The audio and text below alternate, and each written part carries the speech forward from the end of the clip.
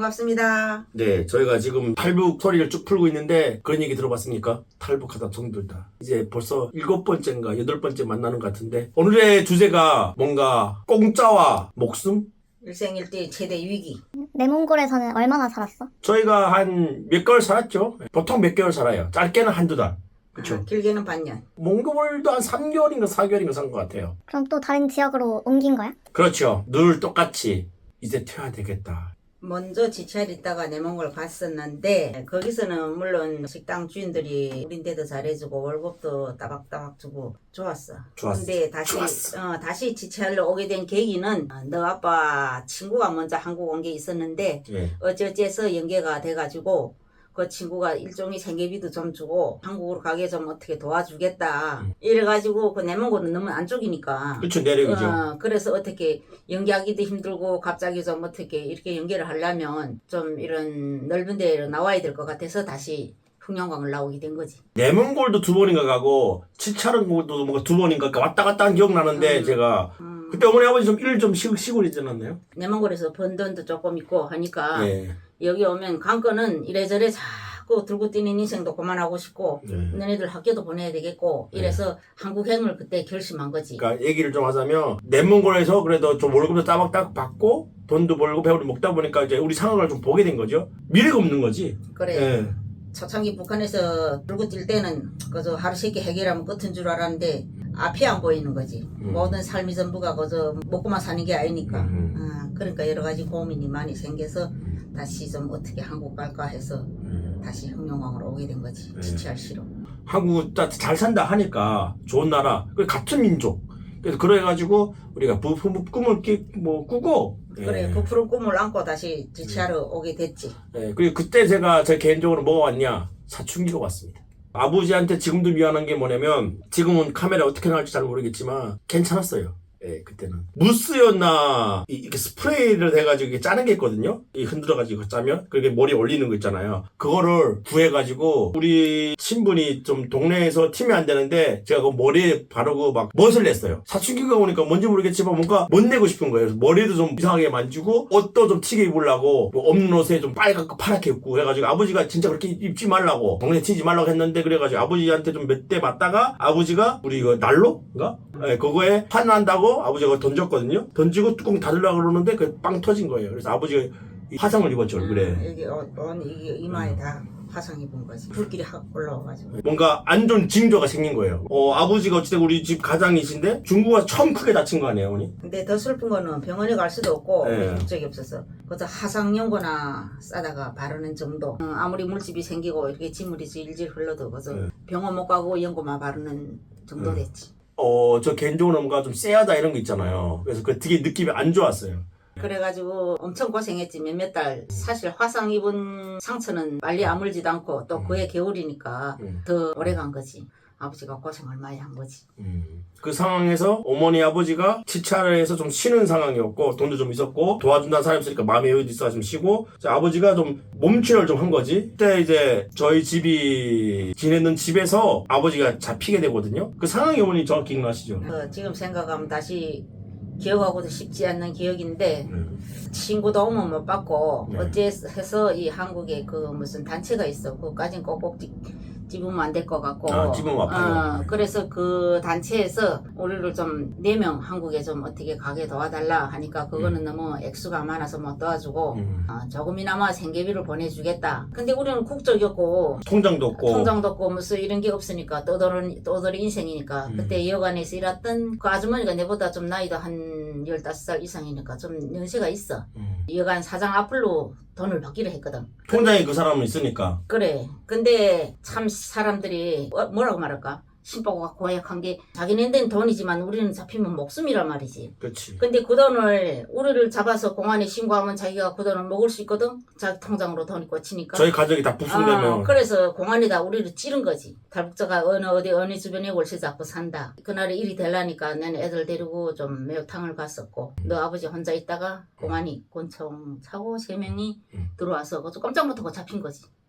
큰 돈 단위였어요. 진짜 큰 돈이면 차라리 이해가 되겠어. 근데 진짜 큰 돈이 아니에요. 진짜 한국 돈을 하면 한 12, 10만 원 되나? 그 돈에 눈이 멀어가지고 저희 가족을 신고한 거죠. 그 아주머니가.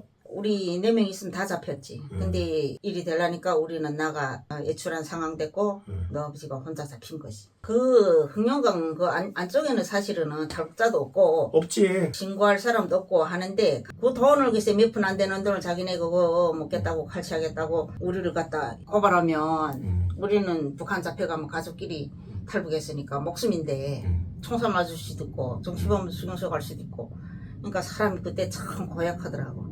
그때 이제 아버지가 건네 해가지고 은박지였나 오니? 근데 그때 그 공안에 GCRC 그 어디 공안에 다 한쪽말을 하니까 대화가 안 된단 말이지.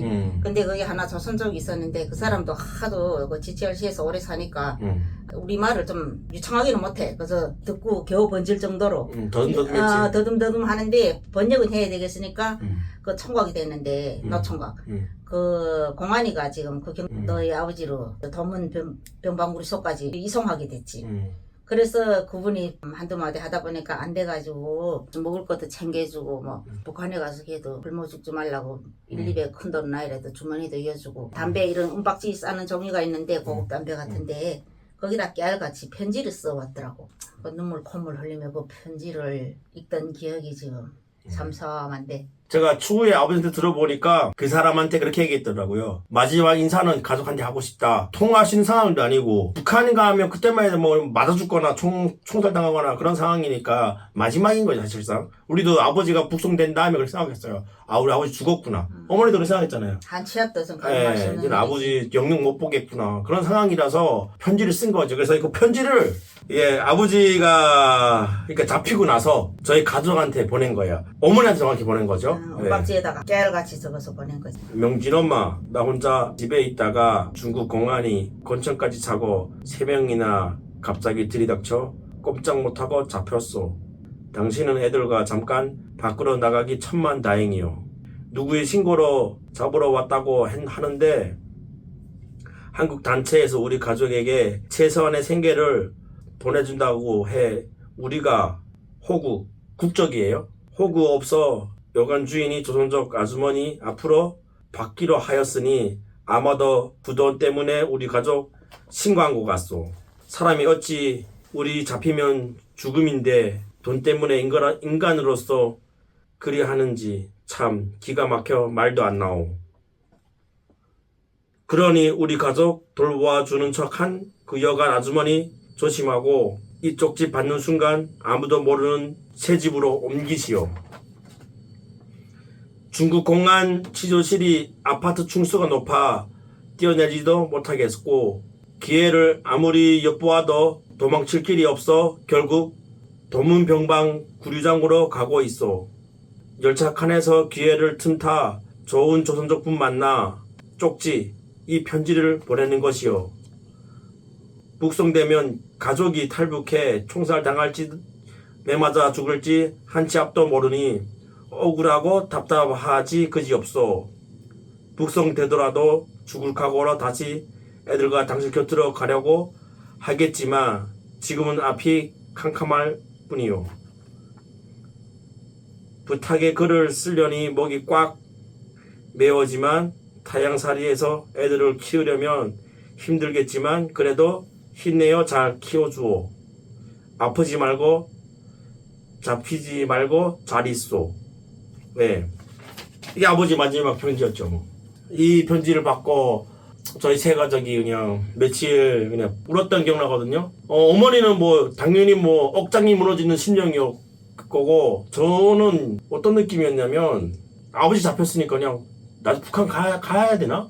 포기하고 싶다고 그래야 되나? 그러니까 뭔가 어린 나이인데도 우울증이 왔다고 그래야 되나? 되게 처음 느껴보는 감정이었는데, 그러니까 북한에서 십몇 년을 막 굶고 막 중국에서 우리가 막 숨어 지내고 막 거지처럼 살아도 그래도 뭔가 즐거움이 있고 희망이 있고 기쁨이 있었거든요. 근데 아버지 잡힌 날부터는 그냥 하루하루가 절망적이었어요. 뭐라고 해야 돼요? 진짜 그때 생각하면 열받네. 아무튼. 그래도 그때 어제는 쫓겨댕기는 인생도 너무 어전 지치고 월세집 계속 1년에 몇 번씩 옮기는 것도 힘들고 너네 아버지도 잡혀갔고 나도 뭐 어쨌든 뭐 하늘이 캄캄하고 뭐 한치 앞도 안 보이니까 어제는 너무 지치고 힘들어서 고향 가서 죽고 싶은 생각이 들어가지고 우리도 갈까? 북한에 하니까 너네들 걔도 그때 10대인데 초반인데 또 한참을 생각하다 안 간다대. 왜 안 가나 하니까 가서 옥수수밥 죽 먹기도 싫고 학교 가면 애들이 반동이라고 놀래주니까 못 간다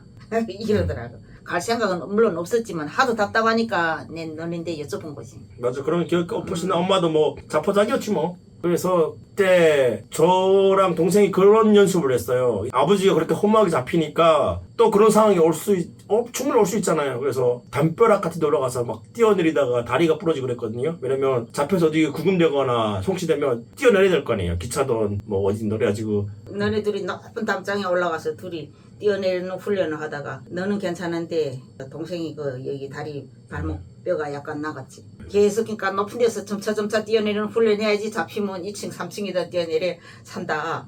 기억나죠 어머니? 예, 우리 하루에 점프를 진짜 웬만한 동네 개구리보다 더 점프했을 거예요. 한 100번 이상씩 점프 엄청 했어요. 어린 나이에 토끼 씻는 거는 높은 곳에 뛰어내리는 것밖에 없다. 차든 기차든 뛰어내린다. 뭐든. 그래가지고 그때 다리 부러진 기억이 나고 어머니들 기억나요. 어머니가 이렇게 아버지 북송되고 어머니 혼자 일을 했어요. 어머니가 그때 이제 일을 하는데 돈도 제대로 못 받고 올 때 음식물 쓰레기죠, 정확히 말하면. 그런 거 검은 봉투에 뭐 양꼬치가 됐던 초채이 됐던 그걸 가져오면 겨우 데워가지고 먹거나 그걸 못 가져오면 그냥 하루를 굶는. 그때 기억이 진짜 생각해보면 진짜 우리 가족의 최악의 상황이 아니었나. 그때 왜 더군다나 돈이 없었냐면 이런 단층집에서 살면 경찰이 오는 것도 알고 쉽게 우리가 표적이 되니까 그 한 달에 200씩 나는 아파트 2층인가 3층인가 잡았어. 공장 단지 내에. 그러니까 가져온 돈을 얼추 다 털어서 월세집 좀 아파트로 들어가니까 그걸 뭐 좀 공안들이 찾기 힘드니까 뭐 몇 층이나 몇 통가 이게 찾기 힘들단 말이야. 단층집은 뭐 표적이 금방 뚜렷하니까 그러고 나니까 돈이 없는 거지. 그래 보험이 되니까 뭐 야채 쌀 돈이 없으니까 봄에 중국에는 그 실파가 많이 나. 쪽파만 아니고 실파. 그거 해서 너네 간장에다가 이래 재워서 먹이면 너네 속이 쓰리다고 호간 날 그 파만 먹이니까 기름도 없이 간장에다 담근 파만 먹이니까 속이 쓰리다 그런 기억이 나. 근데 그때 또 꼬치집에서 일했는데 월급은 그때 300인가 받기라고. 월급을 줘야 말이지 한쪽이. 안 줬어? 그리고 한 40분 1시간씩 신발이 다 구멍난 천신을 신고 버스비도 없어서 걸어다니고. 그리고 손님들이 먹다가 남긴 거는 그저 좀 느낌이 깨끗하다 하는 거는 다 가져다 먹는 판이지. 진짜 그때는 완전 최악이 됐지. 그래서 그거 기억나요? 그것도 오는 길도 검해가지고 우리가 막 나무 짝대기로 막 이렇게 해가지고 맞아. 엄마 마중도 갔잖아요. 11시 12시 그때 버스 다 끊기니까 퇴근해 오는데 그 공장 단지 내니까 가로등도 없고 무섭단 말이지. 시커먼 게 사람 하나도 없고 너네 어린 게 또 아빠도 잡혀가는데 또 엄마가 또 어디 오다가 또 무슨 사고나 날까봐 회초리 같은 거 각목 같은 거 들고 마중 나오느라고 컴한 데서 유명한 애들이 둘이 걸어오는 거 보면 너네 형제지. 지금 생각하면 그런데 그렇게 거기서 사는 거야. 그리고 뭐 엄마한테도 얘기하는 지금 처음 얘기하는 것 같은데 엄마 출근하고 이제 저녁 때 되면 너무 배고파가지고 왜냐면 이상하게 아침도 점심도 굶어도 괜찮은데 저녁 때면 너무 배가 고파가지고 저랑 동생은 그걸 많이 했어요. 동네에 쓰레기통을 다 뒤졌어요. 음식물 쓰레기통. 동생은 위쪽 가고 나는 밑에 쪽 가가지고 이제 음식물 찾아가지고 동네 개 고양이처럼 그냥 음식물을 이제 많이 주워 먹었던 기억나는데 그때 진짜 참 그러니까 그 전이 내 멍으로 해서 그래서 잘 먹다가 또 중국에서도 굶고 힘드니까 그때가 진짜 최악이 아니었나. 휴지도 없어가지고 화장실 쌀 돈이 없으니까 아빠들은 이런 문고리에다가 전단지를 꽂아놓잖아. 지금 광고지. 그거 사실 빼오면 또 누가 보면 또 욕하거나 또 신고할까봐 겁나가지고 너네 새벽에 3시 4시 누기 다 일어나기 전에 그 전단지를 다 뽑아놓은 거야. 그럼 이래 좀 오래 비비면 좀 종이가 부드러워지거든. 그래 그걸로 휴지하던 기억도 나. 맞아. 종이도 없었고 그때 진짜 아무것도 없었지 뭐. 죽지 못해 살아온 거지. 그때 어떻게 살았지 근데 생각해보니까. 아니 거기서 노력하면 월급만 제때 주면 걔도 하루 세끼 밥은 먹는데 월급은 안 주지. 그렇다 해서 뭐 내가 혼자 벌어서 월세 200씩 내고 살자니까 300 받는 데서 200 내거나 100만 원, 100원밖에 안 남는단 말이지. 중국 돈. 그러니까 그 한 달을 쪼개서 살려면 입는 거 씻는 건 열에 둘째 치고 기본이 생활이 안 되는 거지. 그렇게 그러면 얼마나 살았어? 한 5달? 5달 살았어. 그러니까 겨울에 1월에 잡혀가서 6개월 만에 다시 상봉을 하긴 했는데 어쨌든 45달을 그렇게 사는 거야. 근데 월급은 한 번도 못 받았어. 다음 달에 준다, 다음 달에 준다 뭐 이러면서 지금 당장 반찬 쌀 돈이 없다 하면 우리 10원이나 주고 이러다 나니까 나중에 그거 뭐 우리가 또 어디 뭐 고소할 입장도 아니고 신고할 입장도 아니고 죽지 못해서 하는 것이. 그거 진짜 지옥 같은 삶이었습니다.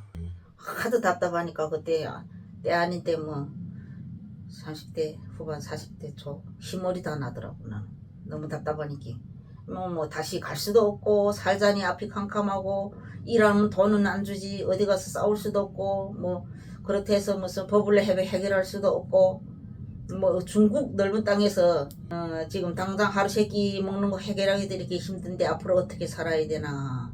이게 사람 사는 게 아니다.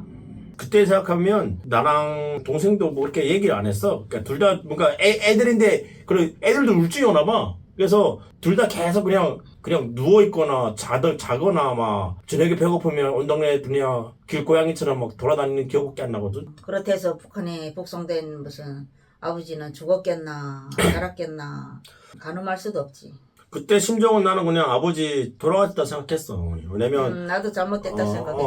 왜냐면 그냥 그때까지 살이가 그랬고 그때만 해도 막 이 손과 손 이렇게 연결해가지고 끌어가고 진짜 뭐 귀 연결해서 끌어가고 진짜 처참하게 북송시킬 때라서 절대 뭐 인간이 뭐야 짐승 이하의 취급을 할 때라서 아버지는 북한 가자마자 죽었겠다 이렇게 생각하고 뭐 어머니도 그렇게 생각했을 것 같아요. 그래서 혼자 단독으로 탈북한 게 아니고 가족이 우리가 탈북했으니까 그거는 영락 없는 배반 총살감이지. 5개월 동안은 연락이 한 번도 안 된 거야? 안 된 게랑 연락이 올 수도 없고 그러니까 겨울에 잡혀갔는데 봄 돼도 5월이 돼도 소식이 없고 이러니까 어제는 저 세상으로 갔겠다. 이승의 사람이 아니다. 어떻게 살아야 되나. 어쨌든 그렇게 지옥 같은 삶을 5개월 산 거지. 그래야지 저희 가족이 세상에 수많은 지옥 있잖아요. 예, 북송 지옥을 맛봤습니다. 또 이제 그 이후 얘기는 다음 영상으로 가야 될 것 같습니다. 왜냐면 그때 5개월 몇 개월 아버지 북송되고 저희 세 가족의 처참한 얘기하잖아요. 한 명 지칠 때까지 울어야 됩니다. 예. 다음 영상에서 또 그 이후에 아버지는 어떻게 됐는지 저희 가족은 또 어떻게 됐는지 어머니의 흰머리는 더 자랐는지 그 얘기를 하도록 하겠습니다. 다음 영상에서는 다시 아버지를 만나는 이야기? 그렇습니다. 그렇답니다. 생각지도 못하는 재회. 생제의 이야기를 이어서 하도록 하겠습니다. 그 댓글에 얼마 남았냐고 물어보시는 분이 있는데 얼마 안 남았습니다. 지루하더라도 예쁘게 들어주시고 감명 있게 봐주시면 좋겠습니다. 예, 그렇습니다. 그러면 좋은 하루 되시고요. 복 받으시라요. 건강하십시오. 건강하십시오.